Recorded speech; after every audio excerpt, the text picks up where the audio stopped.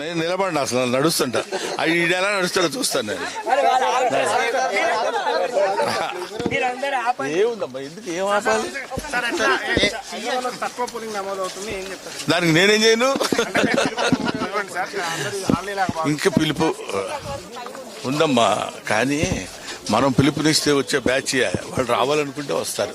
Right, they should feel it. నేనేమి ఎవరికి చెప్పను, నాకు నేను చెప్పుకోవడమే కష్టం.